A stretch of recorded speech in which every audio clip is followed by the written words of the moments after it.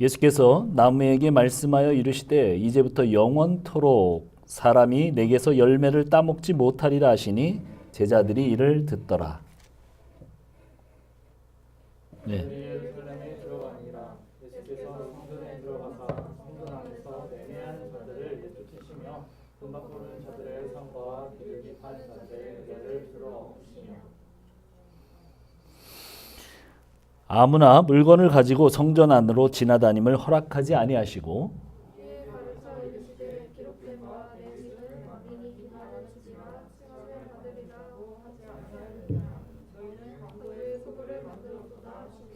대제사장들과 서기관들이 듣고 예수를 어떻게 죽일까 하고 꾀하니 이는 무리가 다 그의 교훈을 놀랍게 여김으로 그를 두려워함일러라. 그들이 아침에 지나갈 때 무화과 나무가 뿌리째 마른 것을 보고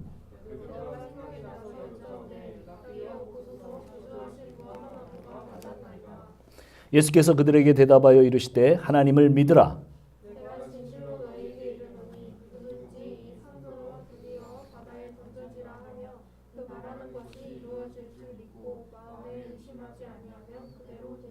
그러므로 내가 너희에게 말하노니 무엇이든지 기도하고 구하는 것은 받은 줄로 믿으라. 그리하면 너희에게 그대로 되리라. 서서 기도할 때 아무에게나 혐의가 있거든 용서하라. 그리하여야 하늘에 계신 너희 아버지께서도 너희 허물을 사하여 주시리라 하시니라. 아멘. 예, 우리 앞뒤 옆 사람하고 인사하겠습니다. 예, 반갑습니다. 예, 하늘 복 받으세요. 예, 예. 우리 오랜만에 혜영이가 왔네. 예, 반가워요. 그래요. 예. 오늘 이제 너무 화창하고 좋은 봄날인 것 같아요. 예. 이제 팬데믹도 이제 끝나지 않을까 그런 생각이 들고 곧 얼굴과 얼굴을 맞대고 예배할 날이 이제 머지 않았을 것 같아요. 기대됩니다. 오늘 여기 모여서 같이 예배 드리는 우리 또 청년 형제들, 자매들 또 같은 또 온라인에서 드리는 모든 사람들에게 복이 있기를 바랍니다. 잠깐 기도하겠습니다. 하나님 아버지 감사합니다. 오늘도 주의 말씀을 들고 섰습니다. 주의 말씀만 증거되는 귀한 시간이 되게 도와주시옵소서. 주시고 하나님께서 말씀해 주시는 귀한 시간 되게 하옵소서. 예수님의 이름으로 기도합니다. 아멘. 예. 오늘 우리 재우 형제는 코로나19 확진이 돼서 나오지 못했습니다. 예. 또 뭐 잘 격리하고 있으니까 격려차 전화해 주시면 좋을 것 같아요. 자, 오늘이 무슨 주일인지 아세요? 교회력으로? 네? 종려주일. 예, 맞습니다. 종려주일과 고난주간 그리고 다음 주일이 부활주일입니다. 예, 사순절 기간을 우리가 통과하고 있었는데 정확하게 우리가 지난주 설교가 맞추지 않았는데 참 희한하게 제가 절기 설교를 안 하는데 종려주일 설교였어요. 그리고 오늘 설교가 드디어 이제 고난주간으로 들어가는 바로 그 시점에 똑같은 장이 되게 됩니다. 참 신기했어요.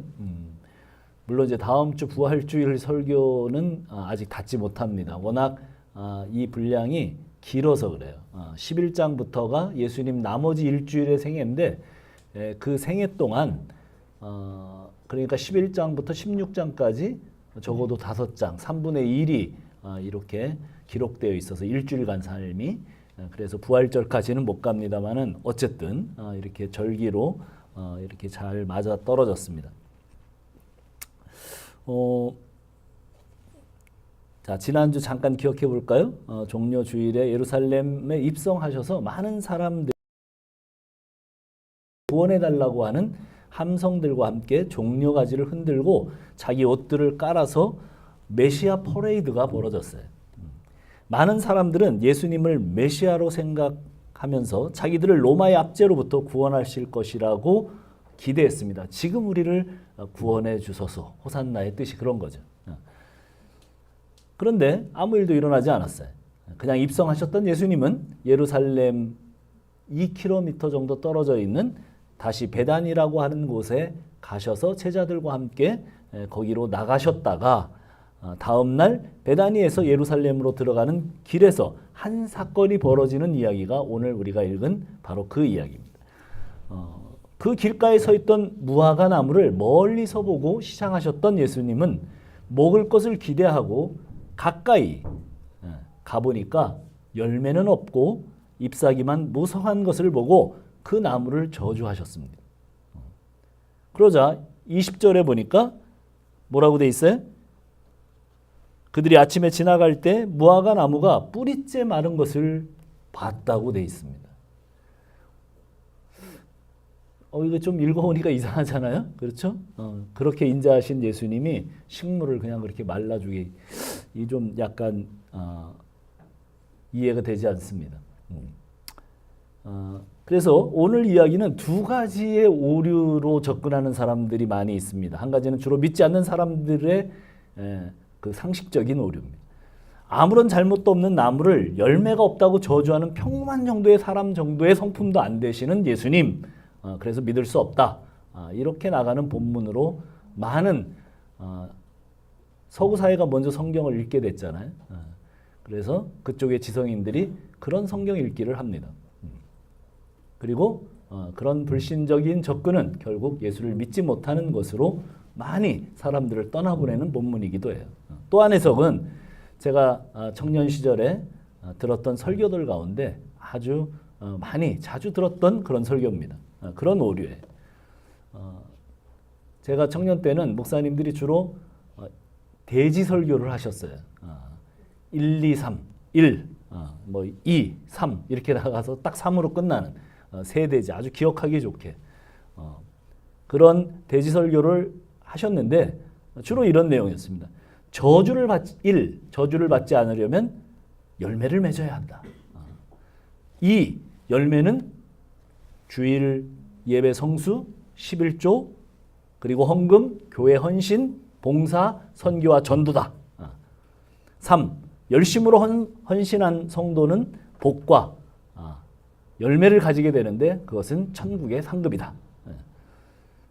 그리고 그 중간중간은 정말 눈물겨운 헌신과 또 그런 것들에 대한 봉사의 이야기로 이렇게 예화로 한 커트씩 들어가요. 그렇게 설교가 진행됐었습니다. 그때 자주 등장했던 본문이 오늘 무화과 나무의 저주 사건입니다. 그러나 오늘 본문을 잘 보면 구조가 이렇게 돼 있어요. 시장하신 예수님이 무화과 나무를 저주하세요. 그리고 그 중간에 성전 청결이라는 사건이 중간에 들어가고 무화과 나무는 그 다음에 심판을 받아서 완전히 뿌리째 마른 아까 20절이 등장합니다. 그러니까 그 중간에 처음에 저주한 사건과 뿌리가 말라진 사건 그 가운데 뭐가 들어가냐는 사건이 들어가요. 자, 그렇게 구조가 되어 있죠. 지금 마가가 그런 구조로 그 안에 쌓여져 있는 그런 걸 뭐 샌드위치 기법이라고 그러죠. 이쪽 방과 이쪽 방 사이에 들어가 있는 내용물, 그 내용물을 소개하기 위해서 그 사건을 의도적으로 도출하는 그런 기법입니다.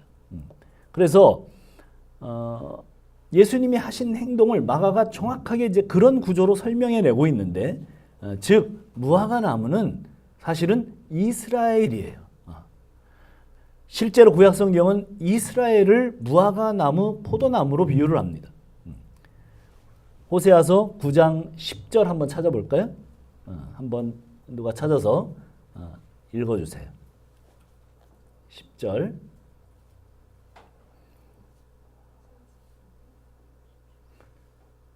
호세아서 9장 10절.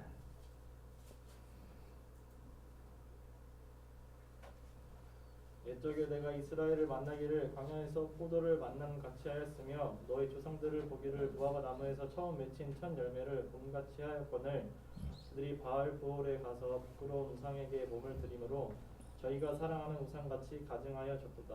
네, 16절. 에브라임은 매를 맞아 그 뿌리가 말라 열매를 맺지 못하나니 비록 아이를 낳을지라도 내가 그 사랑하는 새 열매를 주기리라. 네, 거기에 쭉 포도나무와 무화과 나무에 대한 이야기가 나오는데 그것이 결국은 에브라임이고 에브라임은 이스라엘이에요. 그러니까 무화과 나무의 파멸은 곧 하나님의 심판과 관련이 있는 그런 내용이에요. 그러니까 여기만 이런 본문이 나오는 게 아니라 예레미야서, 에스겔서 다 그런 본문들이 등장을 합니다. 예레미야 8장 13절에는 여호와의 말씀이니라 내가 그들을 진멸하리니 포도나무에 포도가 없을 것이며 무화과 나무에 무화과가 없을 것이며 그 잎사귀가 마를 것이라 내가 그들에게 준 것이 없어지리라 하였나니. 그런 식의 이스라엘을 빗대어서 또 이스라엘의 그 영적인 상태를 빗대어서 구약 성경은 무화과 나무를 설명합니다.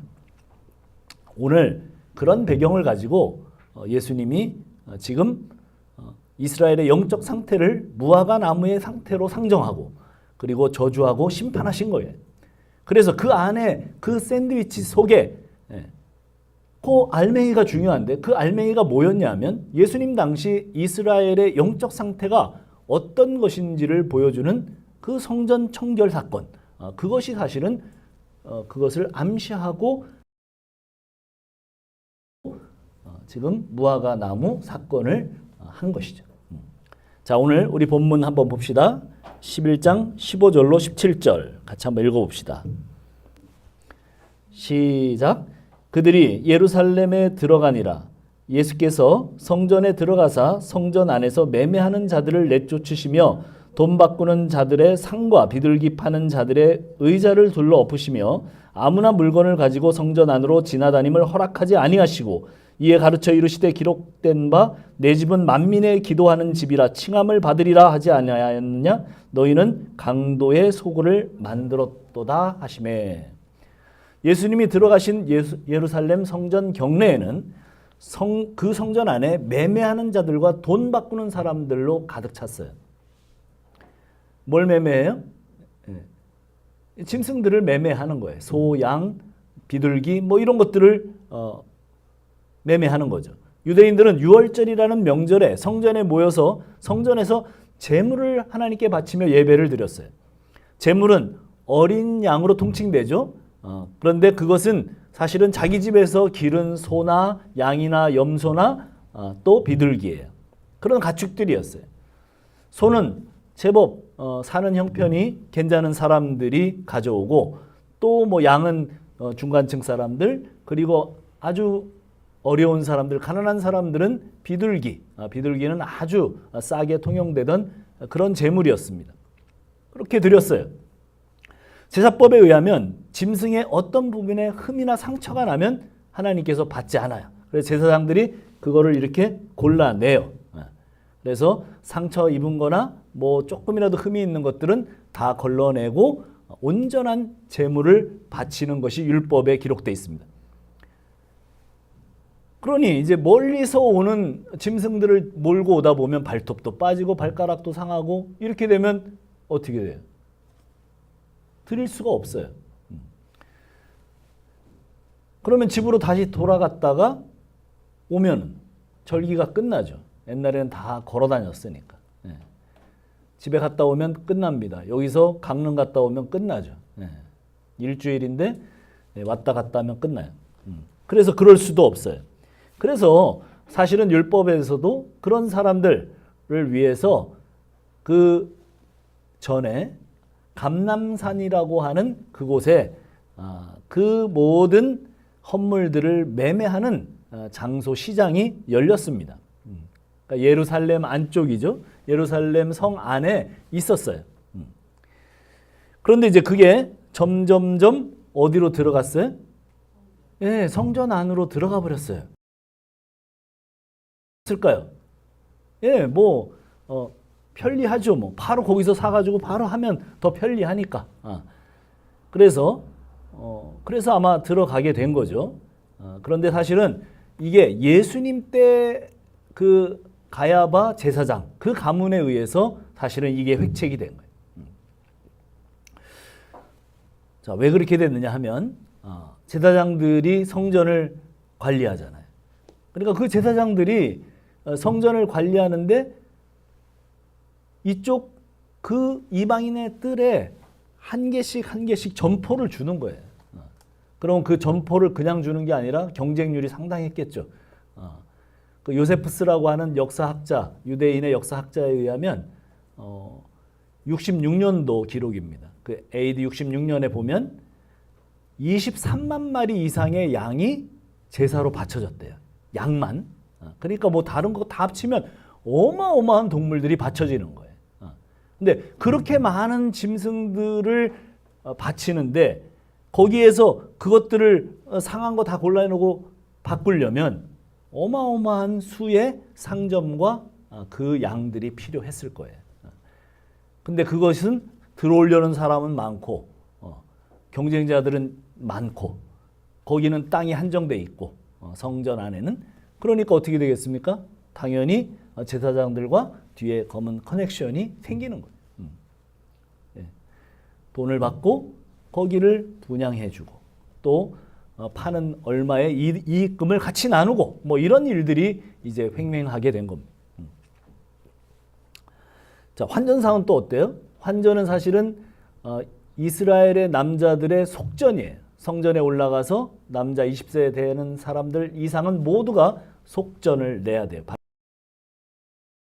바겔이라는 그 단위가 이제 역사 가운데 사라져요. 왜냐하면 뭐 유대인들이 이방 땅에 다 잡혀갔다가 포로로 갔다가 돌아오고 이러는 동안에 그 모든 돈 없어집니다.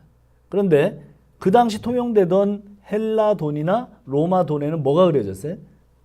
그렇죠. 로마 황제의 얼굴이나 이런 것들이 그려져 있어요. 거룩한 성전에 그 속전으로 드릴 수 있는 돈이 아니에요. 그래서 가장 비슷한 돈이 뭐였냐면 두로라고 하는 바로 이스라엘과 접경에 있는 그 도시에 돈이 아무런 화폐 그 그림이 그려져 있지 않는 그 돈. 그래서 그것을 세겔로 해서 드렸어요. 그래서 그 두로 돈을 바꾸는 또 환전상들이 질비하게 된 거예요. 그냥 바꿔줍니까? 자기네 땅에서 디아스포라 로마에도 살고 저기 어디에요? 페르시아에도 살고 막 어마어마하게 많이 이 디아스포라가 생겼잖아요. 그렇게 많은 사람들이 와서 자기네 나라가 사용하던 그 돈을 그 환전을 바꿀 때 적어도 100%. 요새 은행 남의 나라 돈 바꿔주면 얼마 정도 더 붙여? 뭐 한 1% 붙이나? 얼마? 그걸 많이 붙이네. 10%. 10%를 붙이는데 여기는 뭐 100% 막 이렇게 붙여. 얼마나 돈 장사가 쏠쏠했겠어요. 재벌되는 거 재벌. 거의 환전상 하나만 딱 갑판 차지하면 재벌되는 거예요. 자, 그런 상황이 지금 벌어지고 있는 거예요. 그러니 이 이권이 어마어마합니다.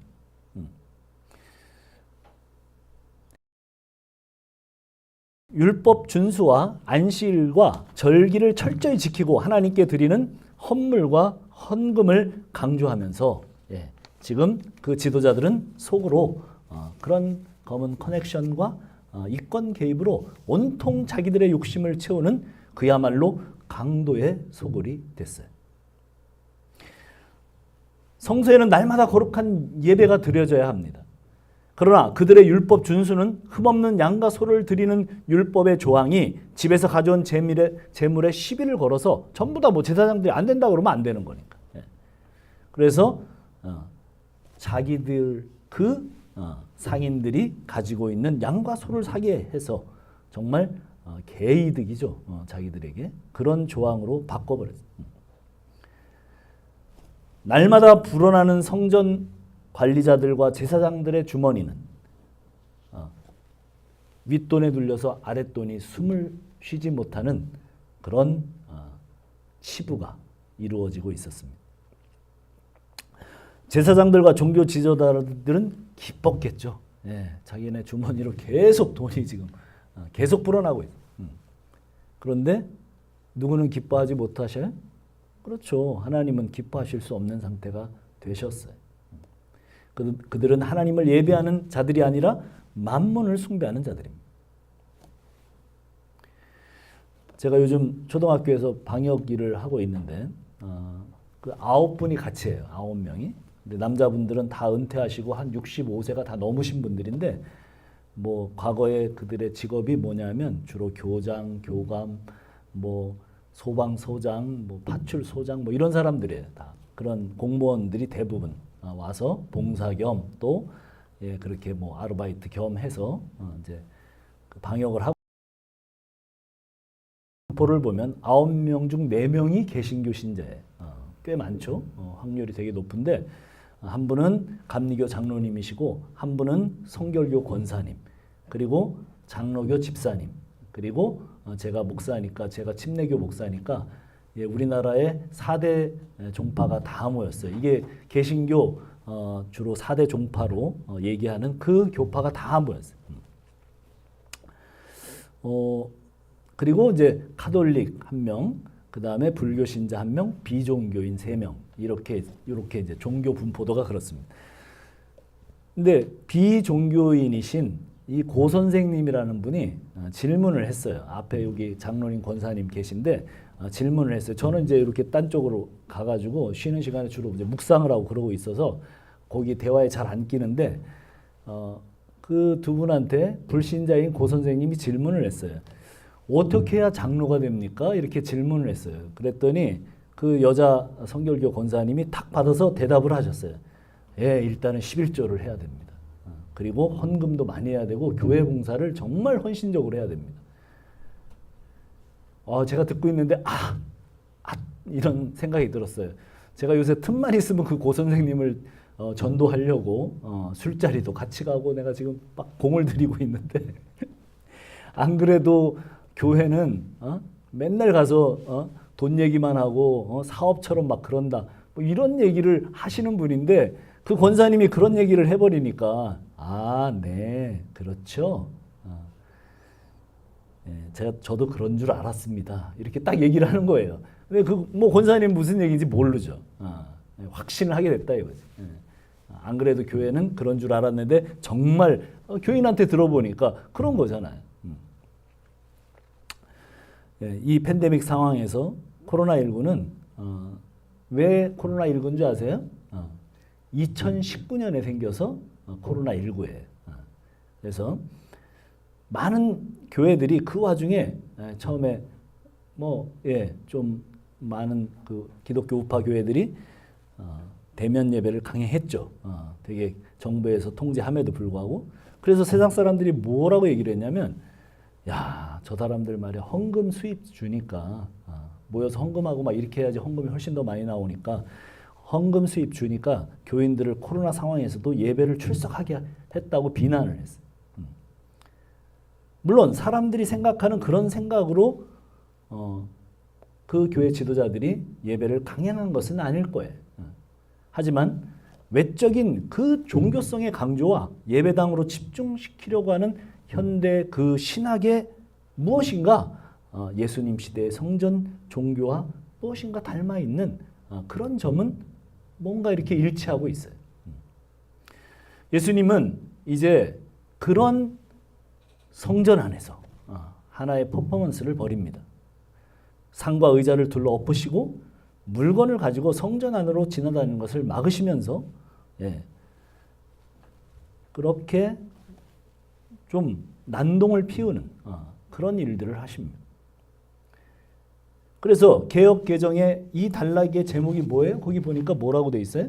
성전을 깨끗게 하시다. 이죠. 그러나 사실은 성전을 깨끗게 하신 것이 아니라 예수님은 지금 성전을 파괴하시는 중이에요. 마치 무화과 나무를 저주해서 말라 죽게 하는 심판을 하신 것처럼 지금 성전을 말려버리는, 성전을 회파해버리는 그런 일을 하고 계신 겁니다. 예수님은 요한복음 10장에서 성전을 강도의 소굴로 만든 주님 자신보다 먼저 온 자들은 다 강도고 도둑이라고 이미 말씀하셨습니다. 그들이 누구예요? 그들이 지금 여기에 있는 성전 가드들이고 제사장들이고 또 누구예요? 바리새인들이고 서기관들이에요. 유대교의 성전 종교를 장악하고 있는 자들을 강도라고 말하신 거예요. 그들은 하나님을 믿는 것이 아니라 성전을 비즈니스로 만들어서 하나님을 우상으로 만들고 만몬을 숭상하는 강도가 되었어요. 같은 요한복음에서 그 화려한 성전을 보고 놀라던 예수님의 제자들을 보고 예수님 뭐라고 그러세요? 이 화려한 성전과 종교 지도자들을 부러워하지 말라고 그렇게 말씀하세요.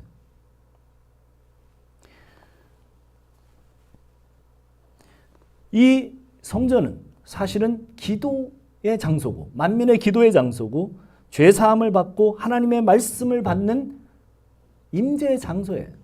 하나님의 임재를 경험하던 그런 성전을 강도의 소굴로 만들었다고 단언하십니다. 거기 있는 사람들은 종교적 열심으로 똘똘 무장되어 있지만 그러나 그들은 무화과나무처럼 입만 무성한 그런 사람들이었던 거예요. 사실 창세기에 보면 한번 보세요. 여기 오늘 마가복음 우리가 읽지 않은 본문 11장 27절 한번 읽어보세요. 27절 한 절만 읽읍시다. 시작. 그들이 다시 예루살렘에 들어가니라. 예수께서 성전에서 거니실 때 대제사장들과 서기관들과 장로들이 나와. 그렇죠. 거기에 성전에서 거니실 때. 이 단어는 하나님께서 아담과 하와에게 나타나셔서 아담과 하와에게 나타나실 때 어떤 현상이 일어나요? 서늘한 바람이 불어요. 그리고 하나님의 임재가 바로 그 에덴 동산을 거니시던 그 하나님의 그 걸음과 똑같은 그런 단어들입니다.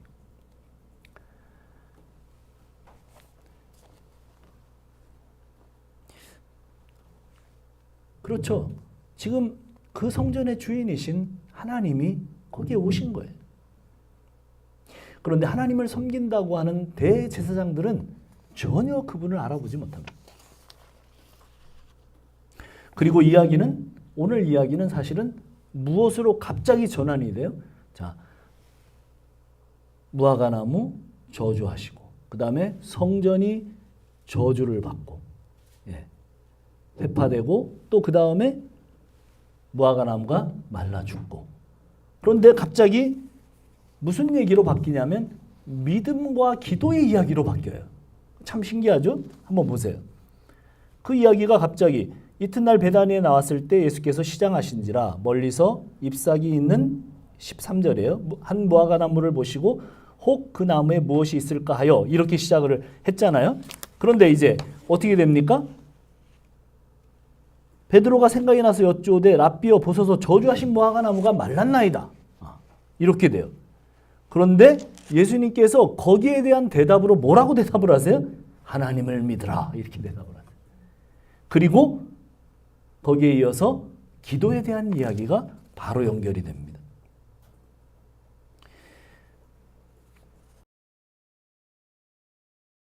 그래서 이 본문에는 전설들이 있습니다. 전설들.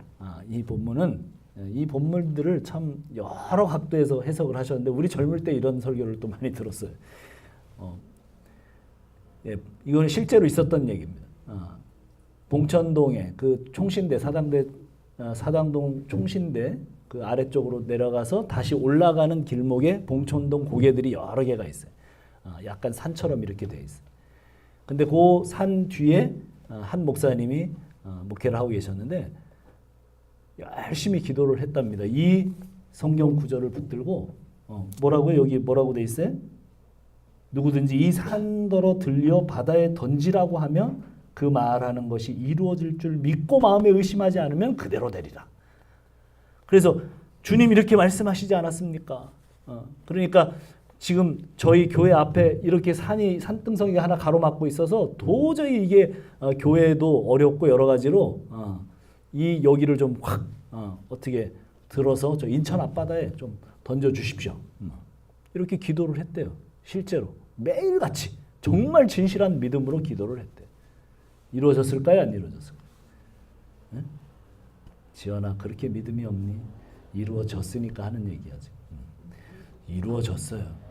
어느 날 목회를 하고 계신데 몇 년이 지나서 그런 기도를 드린 얼마 한 몇 년이 지나서 갑자기 그 봉천동 그 고개가 우당탕탕 하는 소리로 막 시끄러워서 목사님이 이렇게 나가서 보니까 거기 재개발 하는데 막 포크레인들이 와서 다 때려가지고 거기를 완전히 평지로 만든.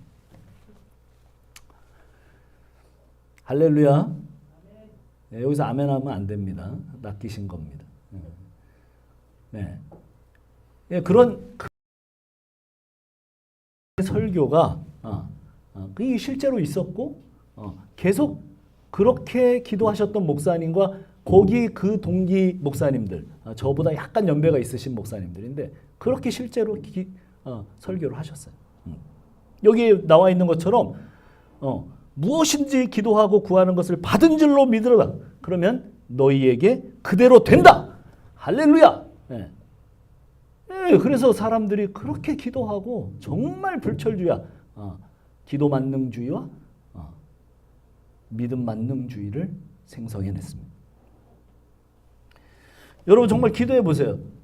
그렇게 여러분 믿음 있습니까? 자, 이 마이크를 여러분들 앞으로 한번 땡기는 기도를 산은 그만두고 자 이거 한번 땡겨 보시죠. 예, 10년에도 안 될 거예요.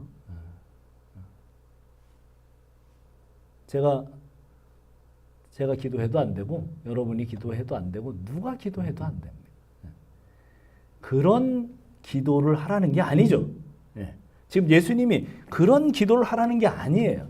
정말 본문을 오해하는 겁니다.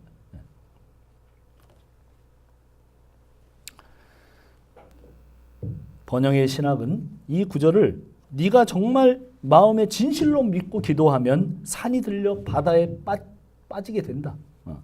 그러니 진실로 믿고 기도하라. 그렇게 자기의 소원을 이루어지는 기도로 이 내용을 바꾸었습니다. 그런 이야기인가? 아니죠. 성전을 파괴하시는 예수님의 이야기, 그리고 성전이 심판을 받는 이야기, 그 앞뒤에 무화과 나무가 심판을 받는 이야기 끝에 지금 나온 얘기잖아요. 그럼 무슨 얘기예요? 이 산이 뭐예요? 이 산이 어떤 산이에요? 이 산이 봉천동 그 산입니까? 그런 산이에요? 그런 게 아니에요. 남의 호주머니 있는 돈 기도하면 내 쪽으로 들어오는 그런 겁니까? 그런 염력이에요? 아니에요. 뭘 얘기하고 있어요? 이 산이 무슨 산이에요? 이 산은 지금 예루살렘 전체를 감싸고 있는 예루살렘이 어디에 있어요 지금? 예루살렘은 그 사람들이 그토록 항상 유대인들이 입버릇처럼 그 사람들의 사상을 뭐라고 그래요? 유대인들의 사상을 시오니즘이라고. 시온산이에요. 시온산. 그들이 그토록 소망하고 그토록 자랑스러워하고 그토록 하나님의 산으로 믿는 바로 그 산이에요. 그 산이 어디로 가는 거예요? 그 산이 바다로 빠뜨려지면 빠뜨려지는 거예요. 완전히 멸망하는 거예요. 지금 그 얘기를 하는 거예요. 똑같은 멸망의 이야기예요. 누구 멸망의 이야기? 그렇죠. 예루살렘 성전과 이스라엘의 그 믿음 없는 그 모든 이스라엘 민족의 그 모든 것들이 지금 멸절되는, 파괴되는 그런 얘기를 하고 계신 거예요.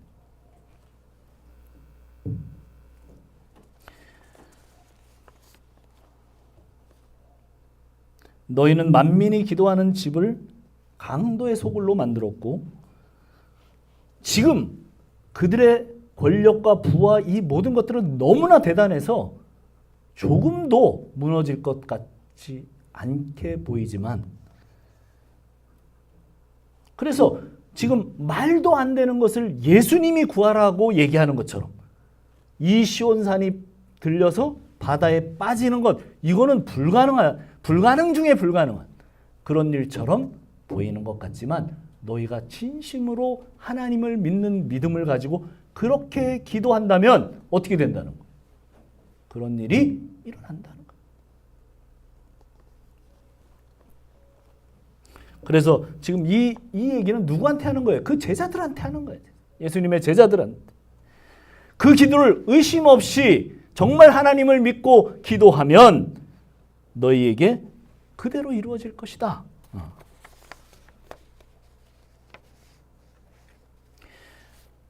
구약의 성전은 뭐라고 얘기를 합니까? 구약에서 성전에 대해서 뭐라고 얘기를 해요? 선지자들이 계속 이렇게 얘기를 해요. 그 예루살렘 성전을 놓고 그렇게 얘기합니다. 너희가 여기가 성전이라고 하는 그 거짓말을 믿지 마라. 여기가 성전이라고 하는 그 거짓말을 믿지 말라. 계속되는 예레미야, 에스겔, 하여간 선지자들 계속 그렇게 얘기합니다. 그리고 그 뒤에 선지자들이 뭐라고 그래? 제발 이 성전문을 누가 닫을까? 하나님이 그렇게 얘기하셨네. 누가 이 성전문을 닫을 사람이 있겠느냐? 이 성전문을 닫을 자가 왔으면 좋겠다. 하나님께서 이스라엘 선지자들을 통해 계속 말씀하신 거예요. 성전을 무너뜨리고 파괴하러 오셨습니다. 예수님은. 진짜 성전은 예수님이시죠. 하나님이 천지를 창조하신 것은 하나님의 자기 처소를 안에서 피로 값주고 산 성도 안에 성령이 임함으로 우리가 하나님의 처소가 되고 하나님의 처소가 된 자는 하나님을 향하여 당신이 우리의 처소입니다. 출애굽기에서는 하나님의 어린 양의 피로 구원해 놓고 너희가 나의 처소라고 말씀하셨잖아요. 예수님 말씀은 내가 아버지 안에 아버지가 내 안에 있는데 우리를 이 관계 속으로 넣어주겠다고 그렇게 말씀하세요. 이것을 위해서 무엇이 필요합니까? 십자가에서 자기 몸이 깨어지심으로 그릇이 깨어져서 그 그릇에서 물이 흘러나오듯이 예수님이 십자가에서 죽으심으로 성령이 그 안에서 흘러나오셔서 우리에게 부어지는 것, 지금 그 사건을 향해서 가고 계신 거예요. 예루살렘으로 그 사건을 향해서 가짜 건물 성전은 무너지고 진짜 성전이 쓰는 그 일을 위해서 한 걸음씩 한 걸음씩 올라가는 거예요. 그래서 성령이 임하게 되면 자기 죄가 무엇인지 알게 되고 저주가 무엇인지 알게 되고 회개하고 예수를 믿게 되는 거예요. 이것을 위해서 건물 성전은 무너져야 합니다. 그런 얘기를 지금 하고 계신 거예요. 그런 얘기를 무화과나무 사건을 상징적으로 사용하셔서 그 다음에 실제 성전에서 그런 퍼포먼스를 하면서 그 다음에 그 이야기가 믿음과 기도로 연결되고 그 믿음과 기도로 연결된 얘기가 마지막에 뭐라고 돼 있어요? 용서의 이야기로 이어지는 거예요. 왜 용서의 이야기로 이어집니까? 용서로 이어질 수밖에 없어요. 그 십자가에 보배로운 피를 흘려서 해주신 게 뭐예요? 우리가 하나님과 아들 사이에 그 사랑 안으로 초대받고 들어가게 된 그 일이 무엇으로 가능했어요? 예수 그리스도의 십자가의 피 흘리심의 용서로 가능했어요. 그래서 진짜 그 용서를 받고 구원받은 것을 아는 사람은 당연히 용서하는 사람이 될 거예요. 여러분, 이 마지막 이야기가 그겁니다. 25절 우리 같이 한번 읽어봅시다. 25절 11장 25절 시작. 서서 기도할 때 아무에게나 혐의가 있거든 용서하라. 그러하여야 하늘에 계신 너희 아버지께서도 너희 허물을 사하여 주시리라 하시니라. 아멘.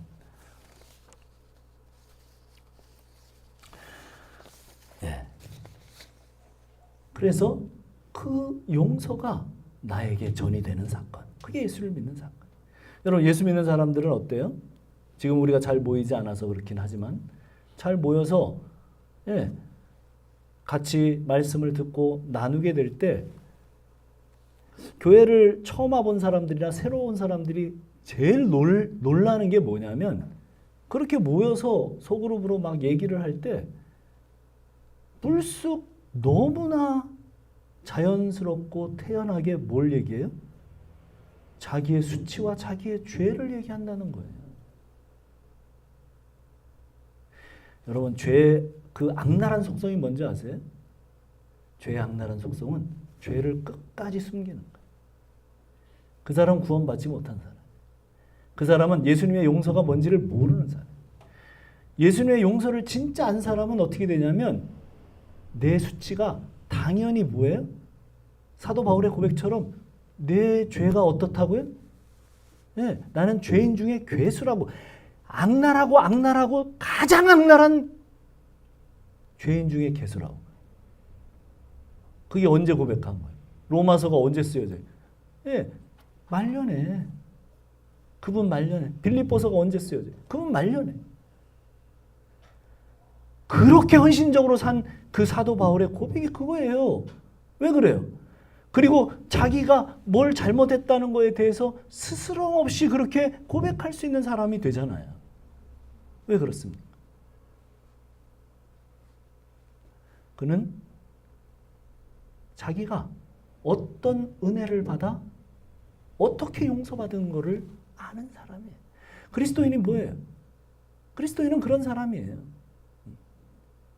그래서 그리스도인들은 자기 수치를 드러내기를 겁내지 않아요. 죄를 저질렀던 아담과 하와는 자기 수치를 가리기 위해서 어떻게 합니까? 네, 옷으로 가리죠. 네. 무화과나무로 자기의 수치를 가립니다. 그러나 예수를 진짜 믿은 사람들은 어린 양의 피를 흘려 가죽으로 지어주신 옷을 입고 그 수치 앞에 당당히 서요.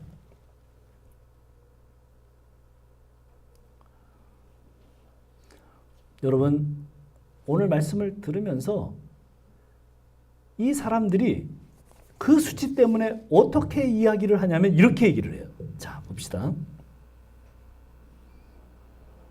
몇 절입니까? 18절이에요. 11장 18절 같이 한번 읽어보세요. 시작. 대제사장들과 서기관들이 듣고 예수를 어떻게 죽일까 하고 꾀하니 이는 무리가 그의 교훈을 놀라고 여기로 그를 두려워합니다.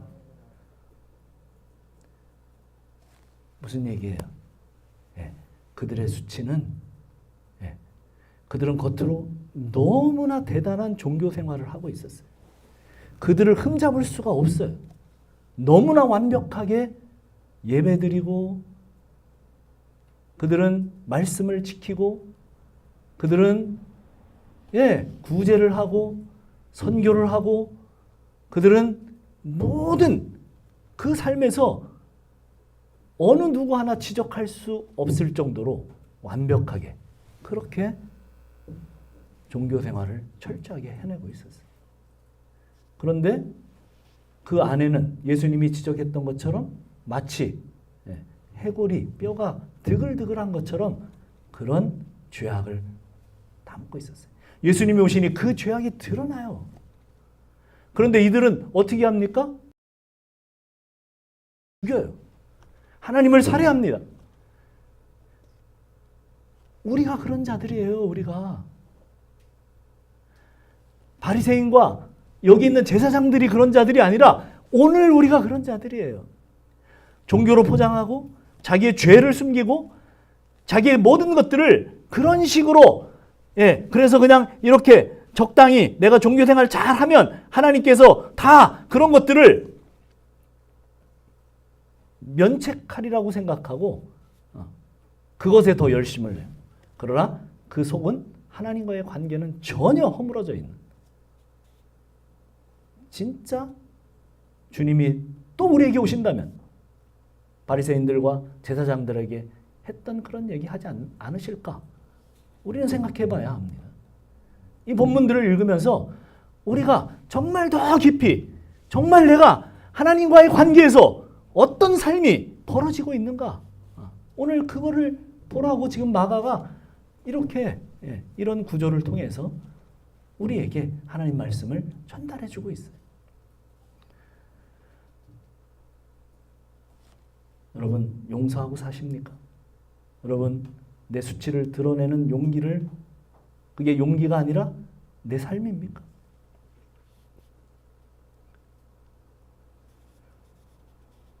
기도합시다.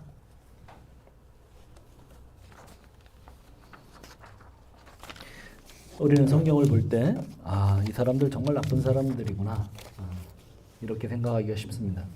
그러나 사실은 성경은 그것이 나라는 관점에서 시작해야 합니다. 사실 우리가 그런 사람들입니다. 우리가 정말 꾸미기를 잘하고 그 종교 속으로 숨어서 나의 수치가 드러나게 되면 하나님 내 수치를 절대 드러내기 싫어하는 사람들이고, 우리가 그런 사람들이에요. 오늘 성령께서 말씀 가운데 조용히 다가오셔서 우리에게 말씀하셨으면 그 부분을 붙들고 기도하게 되기를 바랍니다. 자, 우리 잠깐 기도하고 우리 석전사님 나와서 찬양하고 또 잠깐 기도하겠습니다. 잠깐 기도하겠습니다. 하나님 아버지 감사합니다. 오늘도 우리 가운데 함께 하셔서 성경을 통해서 말씀해 주시는 하나님 감사합니다. 오 주님이시여, 저희들이 연약하고 부족합니다. 저희들의 죄인됨과 저희들의 그 모든 더러움을 아십니다. 우리는 그것을 여러 가지로 포장하려고 합니다. 나의 선행과 나의 율법 준수와 나의 말씀 지킴과 이런 것들을 통해서 포장하고 나는 아무 문제가 없는 것처럼 나를 속이고 하나님을 속이려고 합니다. 그러나 하나님은 우리의 패부를 다 아시고 우리의 모든 상황과 환경과 우리의 모든 낱낱의 일들을 아십니다. 오 주님, 그 주님 앞에 벌거벗고 서는 기쁨을 알게 하시고 그 주님 앞에 서서 참으로 온전히 우리를 속량하신 그 은혜를 찬양할 수 있는 자들이 될 수 있도록 주여 도우시옵소서.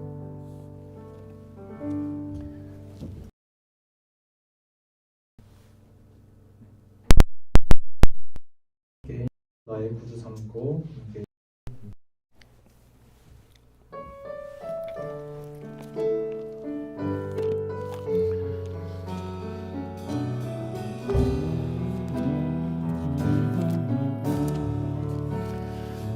예수로 나의 구주 삼고 성령과 이로써 거듭나니 예서 영혼이 하늘의 영광 누리도다. 이것이 나의 의요, 이것이 나의 찬송일세. 나 사는 동안 끊임없이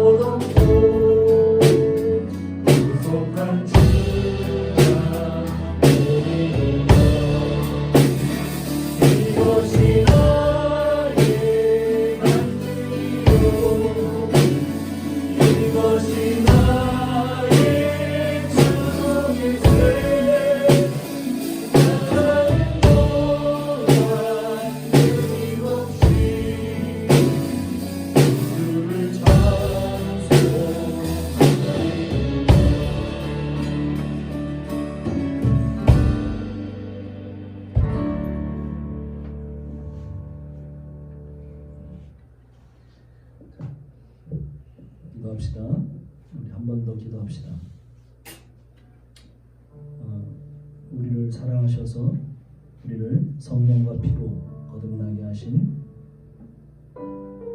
주님을 진정으로 찬양하는 자가 되게 하시고 그 구원의 은혜를 알아 다른 사람들을 용서하고 그 사람들 앞에서 수치를 드러내는 것을 두려워하지 않는 진정한 그리스도인들이 되도록 우리 다시 한번 기도합시다.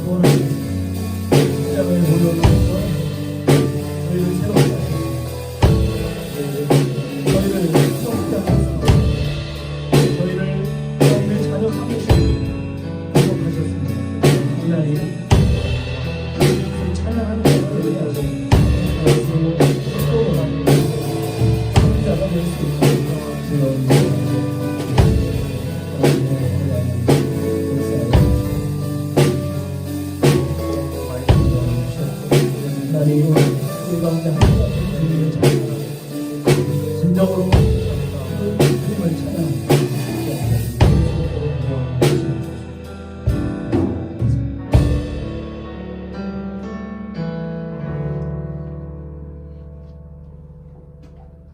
이제는 우리 구주 예수 그리스도의 그 한량없는 은혜와 하나님의 진하신 사랑하심과 성령 하나님의 감동, 감화 교통하시는 은혜가 이제 주님의 용서와 주님의 치유를 선포하는 우리 가족 머리 위에 영원토록 함께 하실지어다. 아멘.